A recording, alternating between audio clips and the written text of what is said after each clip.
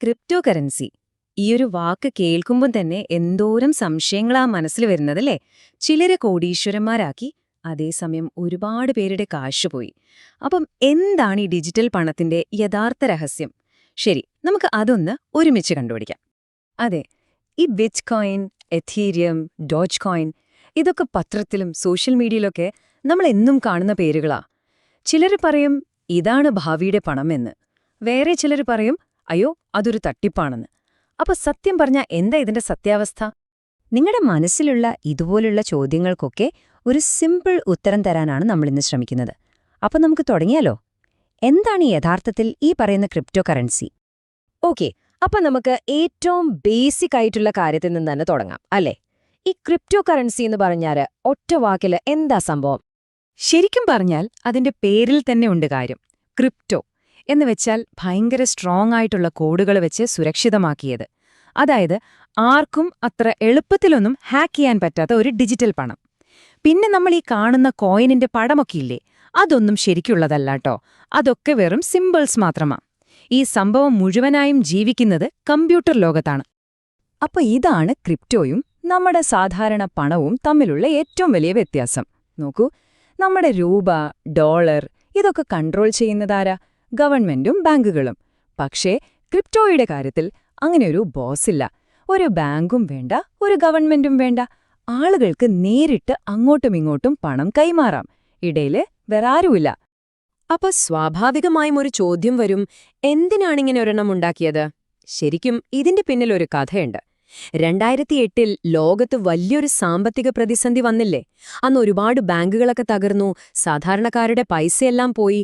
അപ്പോ ആരുടെയും നിയന്ത്രണമില്ലാത്ത, ഒരു ബാങ്കിനെയും ആശ്രയിക്കാത്തൊരു പണം വേണം എന്ന ചിന്തയിൽ നിന്നാണ് ഈ ബിറ്റ്കോയിന്റെയൊക്കെ തുടക്കം. ഓക്കെ, അപ്പൊ ക്രിപ്റ്റോ എന്താണെന്നൊരു ഐഡിയ കിട്ടി. പക്ഷെ ഒരു ബാങ്കും ഇല്ല, ഗവൺമെന്റും ഇല്ല. പിന്നെ എങ്ങനെയാ ഇത് സേഫായിട്ട് വർക്ക് ചെയ്യുന്നത്? അവിടെയാണ് ബ്ലോക്ക് ചെയിൻ എന്നൊരു സംഭവം വരുന്നത്. ഒരു മാജിക് പോലെയാണിത്. വാ, നമുക്ക് അതിന്റെ ഉള്ളിലേക്കൊന്ന് നോക്കാം. ഈ ഒരു വാചകം മാത്രം മതി ബ്ലോക്ക് ചെയിൻ എന്താണെന്ന് മനസ്സിലാക്കാൻ. ഒന്നാലോചിച്ചു നോക്കൂ. എല്ലാവർക്കും കാണാൻ പറ്റുന്ന, എന്നാൽ ആർക്കും മാറ്റാൻ പറ്റാത്ത ഒരു ഡിജിറ്റൽ കണക്കുപുസ്തകം. നിങ്ങൾ ചെയ്യുന്ന ഓരോ ട്രാൻസാക്ഷനും ഈ പുസ്തകത്തിലെ ഒരു പുതിയ പേജാണെന്ന് വിചാരിച്ചോ. ഒരിക്കൽ എഴുതിക്കഴിഞ്ഞാൽ പിന്നെ അത് മായ്ക്കാനോ തിരുത്താനോ ആർക്കും പറ്റില്ല. അത്രയ്ക്ക് സെക്യൂർ. അപ്പോൾ ഒരു ട്രാൻസാക്ഷൻ നടക്കുമ്പോൾ എന്താ സംഭവിക്കുന്നതെന്ന് നോക്കാം. നിങ്ങൾ ഒരാൾക്ക് പണം അയക്കുമ്പോൾ ആ വിവരം നെറ്റ്വർക്കിലുള്ള ആയിരക്കണക്കിന് കമ്പ്യൂട്ടറുകളിലേക്ക് പോകും. ഈ കമ്പ്യൂട്ടറുകളെല്ലാം ഒരുമിച്ചിരുന്ന് ഭയങ്കര കോംപ്ലക്സ് ആയിട്ടുള്ളൊരു കണക്ക് കൂട്ടും. എന്തിനാണെന്നോ? നിങ്ങളുടെ ട്രാൻസാക്ഷൻ ശരിയാണോ എന്ന് ഉറപ്പിക്കാൻ. ഈ കണക്ക് ആരാണോ ആദ്യം ചെയ്തു തീർക്കുന്നത് ആ കമ്പ്യൂട്ടർ പറയും യെസ്, ഈ ഇടപാടൊക്കെയാണ്. എന്നിട്ടതൊരു പുതിയ ബ്ലോക്കായി ആ ചെയിനിലേക്ക് ചേർക്കും. സിമ്പിൾ. ഈ കണക്ക് കൂട്ടുന്ന പരിപാടിക്കാണ് മൈനിങ് എന്ന് പറയുന്നത്. ശരിക്കും സ്വർണം കുഴിച്ചെടുക്കുന്ന പോലെ തന്നെ കഷ്ടപ്പാടുള്ള ഒരു ജോലിയാണിത്. അപ്പോൾ നിങ്ങൾ ചിന്തിക്കുന്നുണ്ടാവും, എന്തിനാണ് ആളുകൾ ലക്ഷങ്ങൾ വിലയുള്ള കമ്പ്യൂട്ടറൊക്കെ വെച്ച് ഈ പണിയെടുക്കുന്നതെന്ന്. വെറുതെയല്ല, ഈ ജോലി ചെയ്യുന്നതിന് ഒരു റിവാർഡുണ്ട്. എന്താണെന്നോ? പുതിയ ക്രിപ്റ്റോ കോയിനുകൾ. അങ്ങനെയാണ് പുതിയ കോയിനുകൾ സിസ്റ്റത്തിലേക്ക് വരുന്നത്. ശരി, ടെക്നോളജിയൊക്കെ കൊള്ളാം. ഇനി നമുക്ക് എല്ലാവർക്കും അറിയേണ്ട കാര്യത്തിലേക്ക് വരാം. ഇതൊരു നല്ല ഇൻവെസ്റ്റ്മെന്റ് ആണോ, അതോ വെറും ഒരു ചൂതാട്ടമാണോ? ക്രിപ്റ്റോ വാങ്ങിച്ച് പെട്ടെന്ന് പണക്കാരാകാൻ പറ്റുമോ? നമുക്കിതിലെ റിസ്ക്കും റിവാർഡും എന്തൊക്കെയാണെന്നൊന്നും നോക്കാം. ഒരു ഉദാഹരണം നോക്കാം, അപ്പോൾ ക്ലിയർ ആകും. 2016 ഒരു ബിറ്റ്കോയിന്റെ വില എത്രയായിരുന്നു എന്നറിയാമോ?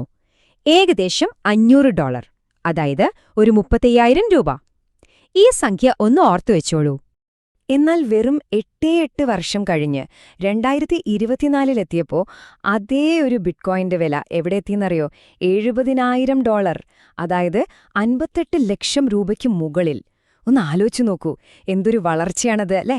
പക്ഷേ കഥയുടെ ഒരു വശം മാത്രം കണ്ടാൽ പോരല്ലോ, അതിന്റെ മറുവശം കൂടി നമ്മൾ കാണണം. 2022 എന്ത് സംഭവിച്ചു എന്നറിയാമോ? വെറും 7 മാസം കൊണ്ട് ബിറ്റ്കോയിന്റെ വില 65% ഇടിഞ്ഞു. ലക്ഷങ്ങളിട്ടവർക്ക് വലിയ നഷ്ടം. ഇതിനെയാണ് നമ്മൾ വൊലാറ്റിലിറ്റി അഥവാ ഭയങ്കരമായ വിലയിലെ കയറ്റിറക്കം എന്നു പറയുന്നത്. അപ്പോൾ എന്തുകൊണ്ടാണ് ഇതിന്റെ വില ഇങ്ങനൊരു റോളർ കോസ്റ്റർ പോലെ മുകളിലേക്കും താഴേക്കും പോകുന്നത്? കാരണം ഇതിന് ശരിക്കും ഒരു ബാക്കിംഗ് ഇല്ല. ഒരു സ്വർണം പോലെയോ അല്ലെങ്കിൽ ഒരു കമ്പനിയുടെ ഷെയർ പോലെയോ അല്ല. അതുകൊണ്ട് തന്നെ വാർത്തകളും വെറും ഊഹാപോഹങ്ങളുമൊക്കെയാണ് ഇതിന്റെ വില തീരുമാനിക്കുന്നത്. നല്ല വാർത്ത വരുമ്പോൾ ആളുകൾ വാങ്ങിക്കൂട്ടും, വില കൂടും.